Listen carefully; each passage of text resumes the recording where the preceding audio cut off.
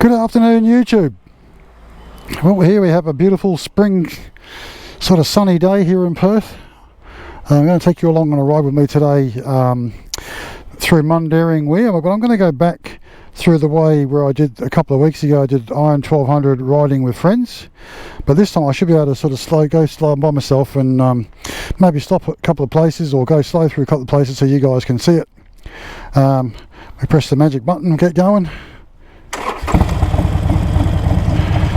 And we'll go through, so no rush today. Hopefully I can get to stop at the weir and show you that sort of thing, but we'll see when we get there, because they usually get pretty packed out there.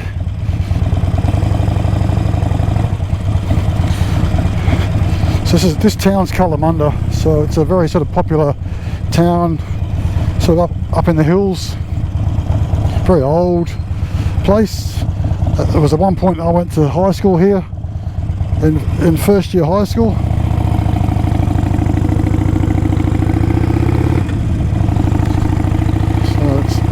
So this sort of comes up through. I'll probably close my lid, that's better. It's a bit bumpy, so while I'm riding around too, I want to discuss the fork stabiliser on this bike. So I've had it on now for a couple of weeks, done probably a couple of 100 Ks with it.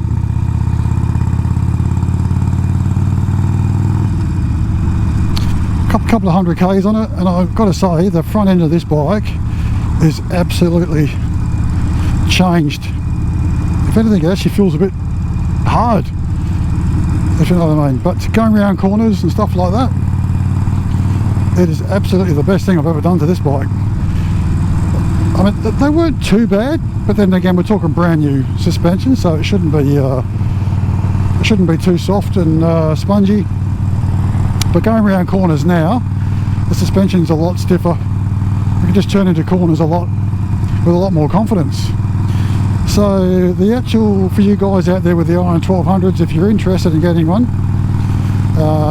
the one for the Iron 883 and the Knights the 1200 actually fits. It's the same one. I ordered it through a company called Brace in America. They make all the aftermarket stuff for these, and they make the braces for a lot of different bikes and models, and even metric bikes and stuff like that. So yeah, but this one is designed specifically for this bike, the narrow glide front end on it. Please don't pull out in front of me. Thank you, sir, ma'am, whoever. Thank you a lot, appreciate it. Oh, I can smell wildflowers. They're already starting to grow. You can see them down there, yellow and white, and best. Oh, it smells awesome.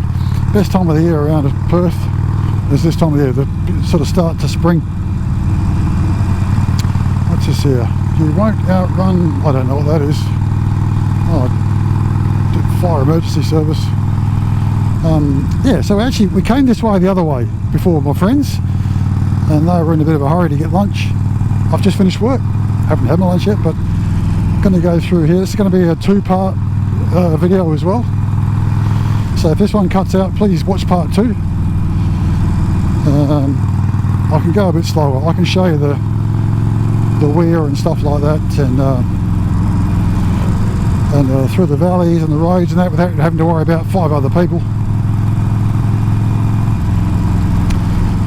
So we're actually coming down into the valley now, and I love some of these corners. You can see down there, the trees are playing havoc with the camera, but there's a big valley that goes down through there.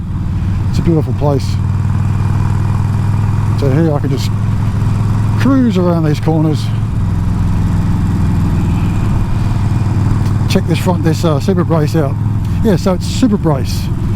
Cost me about I think it's about $380 Australian. That was posted out of the States, and I tell you what, it has made a big difference. Certain corners and dips in the road, the front end on these bikes wallows a little bit. I can't speak for everybody, but that's my feedback on them. And this is to stop that wallowing, and at speed, the front end is solid as. Just a really tight corner. Oh, I felt my foot hit the floor. As you can see up there, up the hill, we're in the valley. Beautiful little spot to ride around. You see down there, they've got like a bit of a dam system down there. They have this thing here in Australia, they're called freshwater crayfish, or marron we call them. Beautiful tight corner. Just,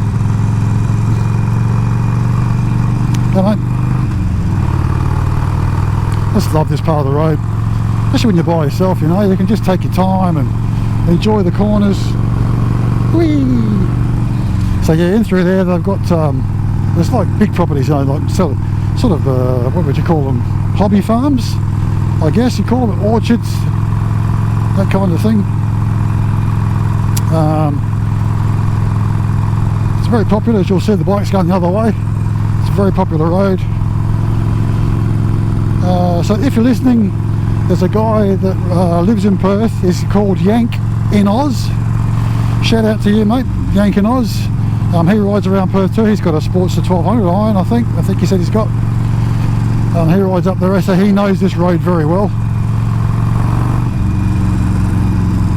Over in here they got like this function centres and stuff like that, and you can go in there and have meals or functions and that. They've got like a lodge in there where you can stay, and you know, you can spend the night there overlooking the valley. It's a beautiful spot. Have a look over there.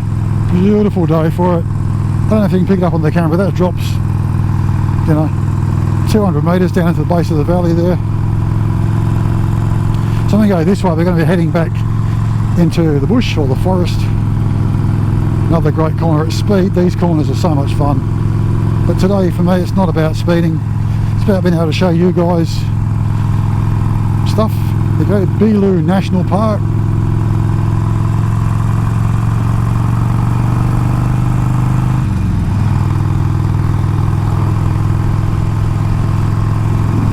Didn't nod back. So orchards there, mandarins, oranges, citrus. I think they've even got almonds in there as well. Not sure, but lemons, all that kind of stuff. It's all really good stuff. So I'll take on a ride that way one day, back over there where the big corners were, and it's called Carabellin, and there's so many orchards through there. It's insane. You know? Yep. So through here we have to be very careful of kangaroos and emus.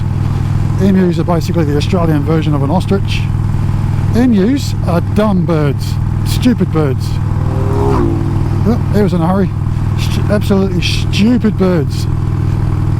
I can't speak for ostriches, but emus, they get angry. They've got the head the size of the size of a pear, and the body the size of a kangaroo. And they're angry, stupid birds. All the dirt bike or the push bike riding in there, and they'll get angry at you. If you ride alongside them, they will run into you. They just want to hit you. Dumbass birds. Anyway, so the kangaroos, even though you can't see them, 10 metres that way, 10 metres that way, they're everywhere. They tend to sleep during the day. Oh, there's a big bug. They tend to sleep during the day, and they will come out first thing in the morning when the sun's going down. That's when they sort of come out and start being active and feeding and that, especially during the hotter days. But yeah, 10-15 metres in there, there'll be 10-20 of them in groups, and they'll just hang out and sleep. Sometimes they'll get startled by things coming that way or that way, and they run out into the road and they run into the road.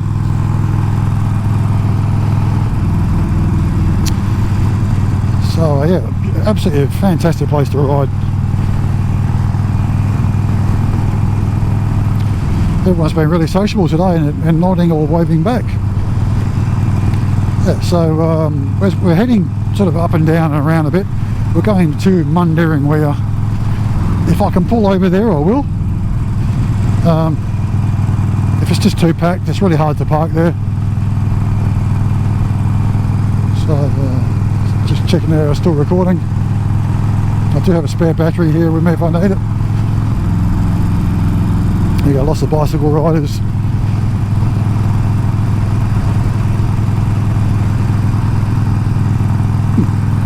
cleared that down there. I've never actually been able to see down there before. Must don't know what that is. It looks like more orchards of some sort.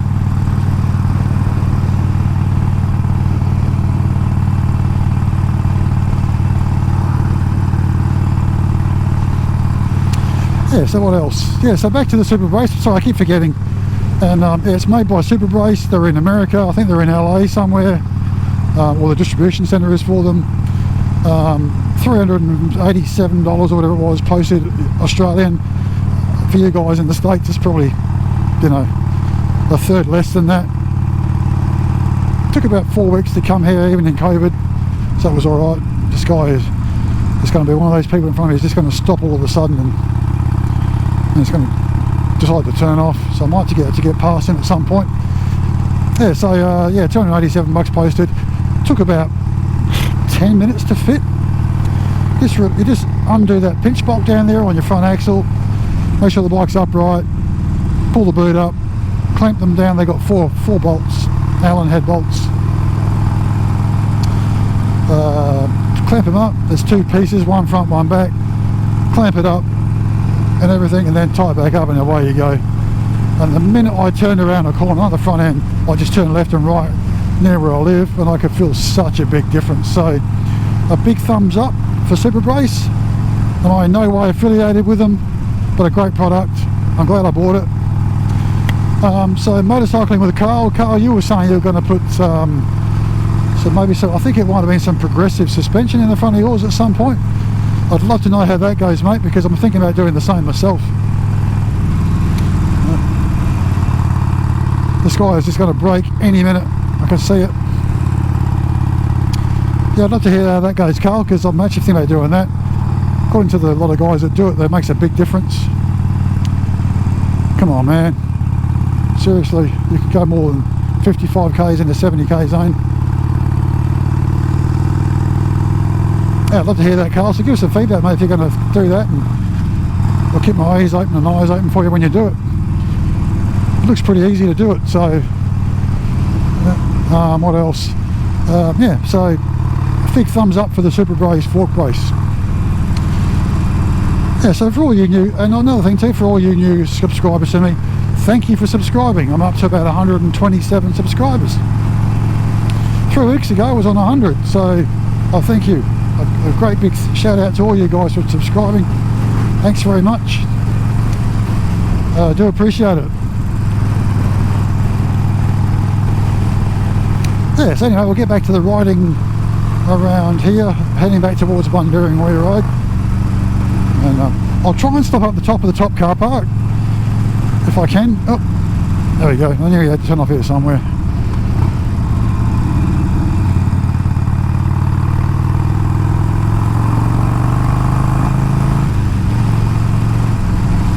Yeah, so we're coming up to some more twisties again now. The speed makes us slow down a bit, so I actually like to go faster.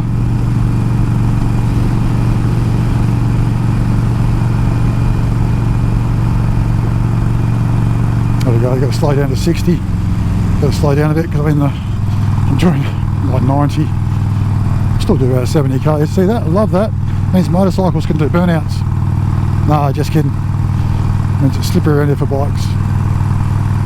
So we'll come down here now into the valley where the weir is, and or a dam. We call it the weir. It's a beautiful spot. If I can stop up here, I'll pull up and stop. So we go, some sharp corners. Love them, absolutely love them. So there's a lot of guys that have come around here flat out on motorbikes and have passed away. So just got to keep your wits about you around in these corners. Not so much for you, but for other people coming the other way, funnily enough. They sort of come across into your lane, so you've got to judge your lane and the line. And so that guy here was over on that side of the road, don't know why. So we'll come down here. Might be able to stop up here and show you the weir, so you can see the water down in through there. So the corner down here is 35k, so I just got to slow down a bit. Incoming and outcoming traffic. Okay, looks like it's packed. I might be able to go over the other side. Yeah, it's packed, so there's really nowhere for me to park. But I still might park up here so you can have a look.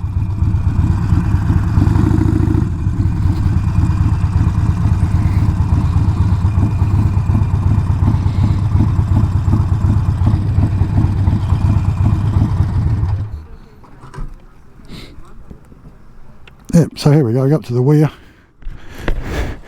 Hey guys, good. So this is what we know as Mundaring weir. You can see the weir over there. You can walk across it. Sometimes during the years they close this off, I don't know why. But the water level goes basically kilometres and kilometres back up through there. It's just where we get a bird.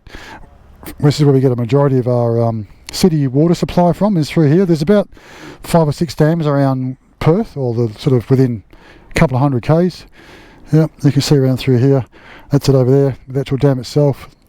The gatehouse there in the middle, we can obviously open it up and let the water out. It's very low this year. Normally it's up there. You don't see that sand over there, and we've had a lot of rain though.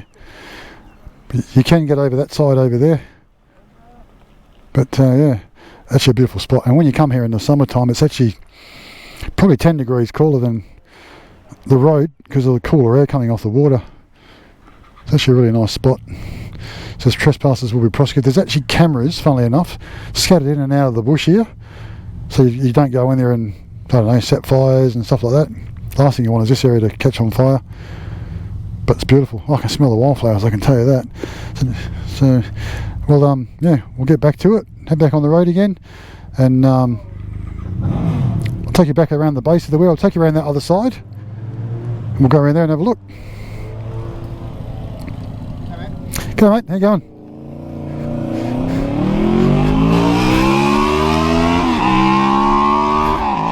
See, that's how fast people go around here. VFR 800 by the sounds of it.